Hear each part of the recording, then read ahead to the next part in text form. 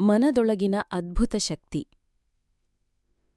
ಒಮ್ಮೆ ಸ್ವರ್ಗದಲ್ಲಿ ದೇವಾನುದೇವತೆಗಳ ನಡುವೆ ಗಂಭೀರ ಚರ್ಚೆ ನಡೆಯುತ್ತಿತ್ತು. ಚರ್ಚೆಯ ವಿಷಯ ಮನುಷ್ಯನಿಗೆ ಗೊತ್ತಾಗದ ಹಾಗೆ ಅದ್ಭುತವಾದ ಶಕ್ತಿಯನ್ನು ಎಲ್ಲಿ ಅಡಗಿಸಿಡುವುದು ಎಂಬುದಾಗಿತ್ತು. ಆಗ ದೇವನೊಬ್ಬ ಅದನ್ನು ಸಾಗರದ ಆಳದಲ್ಲಿ ಬಚ್ಚಿಡಬೇಕು ಎಂದು ಸಲಹೆ ನೀಡಿದ.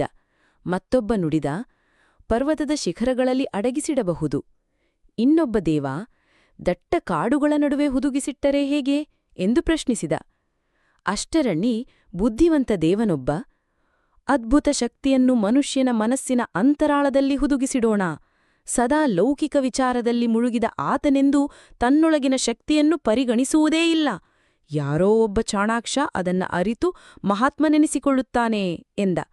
ಅವನ ಮಾತಿಗೆ ಎಲ್ಲರೂ ತಲೆಯಾಡಿಸಿದರು. ನಮ್ಮ ಇತಿಹಾಸದ ಪುಟವನ್ನೊಮ್ಮೆ ತಿರುವಿ ನೋಡಿದಾಗ ಯಾರು ತಮ್ಮೊಳಗಿನ ಶಕ್ತಿಯನ್ನು ಅರಿತಿರುವರೋ ಅವರೇ ಪರಿಪೂರ್ಣ ಜ್ಞಾನಿ.